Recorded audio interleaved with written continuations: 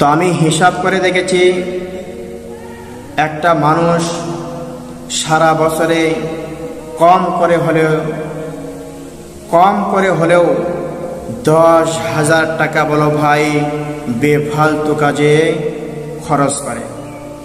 কিভাবে দেখুন আপনি, এই যে পান, বিড়ি, সিগারেট, গুটকা, খৈনি, তেরেঙ্গা, এরপর তো আপনার মদ গেঁজা তো পড়ে রয়েছে।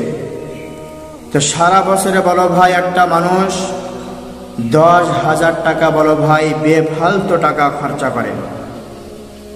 বন্ধুগণ, যেই সমস্ত ব্যক্তিগণ আপনারা এই সমস্ত নিশা দ্রব্য জিনিসের মধ্যে আপনারা লিপ্ত হয়ে আছেন, তাদের উদ্দেশ্যে আমি বলি যে এই সমস্ত খারাপ অভ্যাস পরিত্যাগ করি।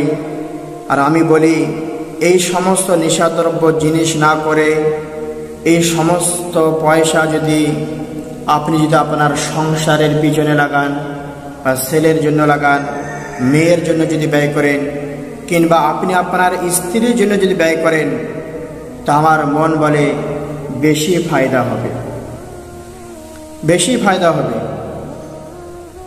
আপনি চিন্তা করেন, একটু অনুভব করেন যে মানুষের আকল মানুষের যদি না থাকে, তা মানুষ কিরকম আলতু ফালতু কাজে টাকা মানুষ খরচ করে। সংসার ঠিকভাবে চালাতে পারে না, নিজের ছেলেকে মেয়েকে ভালো পড়াশোনার জন্য প্রাইভেট দিতে পারে না, নিজের স্ত্রীকে ভালো কাপড় কিনে দিতে পারে না, নিজের ছেলেকে মেয়েকে ভালো একটি পোশাক কিনে দিতে পারে না।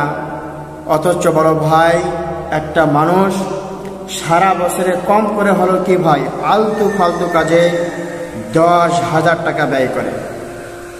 আমার কথা যদি বিশ্বাস যদি না হয় আপনাদের, আপনি নিজে বলো ভাই বাড়িতে গিয়ে আপনি হিসাব করে দেখবেন, পরীক্ষা করে দেখবেন আপনি। সেই জন্য কি ভাই, আমার পরামর্শ হচ্ছে এটা আপনাদের জন্য, এই সমস্ত ফালতু কাজে টাকা খরচ করা বন্ধ করুন এবং এই সমস্ত টাকা পয়সা আপনি আপনার ছেলের পিছনে, মেয়ের পিছনে, আপনার স্ত্রীর পিছনে আপনি ব্যয় করেন, তো বেশি ফায়দা হবে। 1 নম্বর। আরেকটি পরামর্শ হচ্ছে এটা আমার, যে এই সমস্ত নেশাদ্রব্য জিনিস না করে এই সমস্ত পয়সা দিয়ে যদি আপনি আতর কেনেন আর আতর ব্যবহার করেন, তো বেশি ফায়দা হবে এবং বেশি লাভ হবে।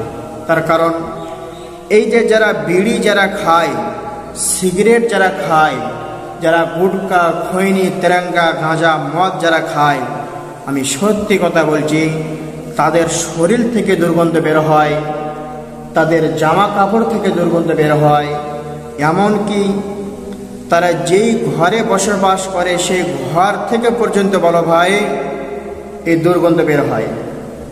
এবং তাদের পাশে বসাই যায় না, মুখ খুললেই বলো ভাই মুখ থেকে একটা দুর্গন্ধ বেরিয়ে আসে।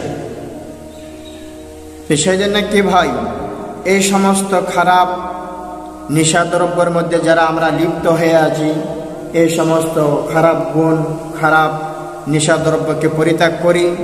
আর এই সমস্ত পয়সা দিয়ে আতর কিনি, আতর লাগাই, কিছু হোক আর না হোক, কমসে কম বলো ভাই শরীর থেকে সুগন্ধ তো ছড়াবে, সুগন্ধ তো বের হবে। এবং আপনি যদি ভালো নিয়তে সওয়াবের উদ্দেশ্য যদি লাগান, তাহলে আপনি এই আতর লাগার কারণে আপনি নেকি পাবেন, আপনি সওয়াব পাবেন। এবং হতে পারে আল্লাহ রাব্বুল আলামিন আপনাকে এই একটি আমলের কারণে আল্লাহ রাব্বুল আলামিন আপনাকে জান্নাত দিতে পারে, হতে পারে। তার কারণ বলা তো যায় না যে আল্লাহ রাব্বুল আলামিন কোন কারণে বা কোন আমলের কারণে আল্লাহ রাব্বুল আলামিন জান্নাত দিবে, এই কথা কারো জানা নাই। মৌলানা পীর জুলফিকার সাহেব, ওনার একটা কিতাব রয়েছে अहले दिल को तड़पा देने वाले वाक़ियात। এবং ওনার এই বায়ান এখনো বলো ভাই ইউটিউবে এখনো রয়েছে। উনি ওনার এই কিতাবের মধ্যে উল্লেখ করেছেন, এই ছোট্ট একটি ঘটনা তিনি তুলে ধরেছেন যে একটা কলমা পড়ানেওয়ালা মুসলমান মহিলা ছিলেন। শুধু কেবলমাত্র বাস কলমা পড়ে সে মুসলমান হয়েছে, বাকি বড় ভাই তার অন্য কোনো আর আমল নাই।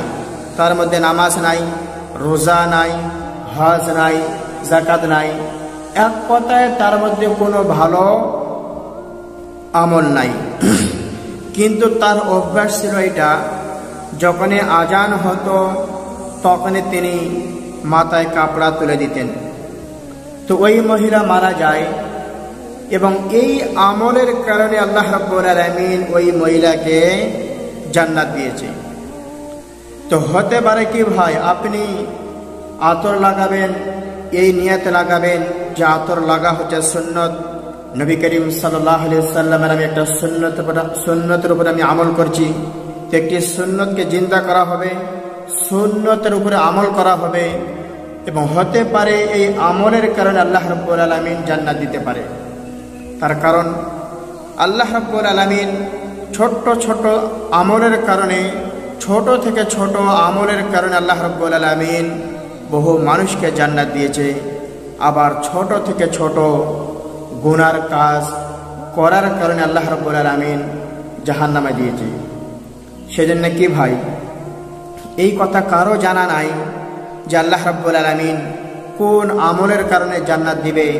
সেই জন্যে ছোট থেকে ছোট বলো ভাই নেকির কাজও ছাড়তে নাই, আর ছোট থেকে ছোট গুনার কাজও বলো ভাই করতে নাই।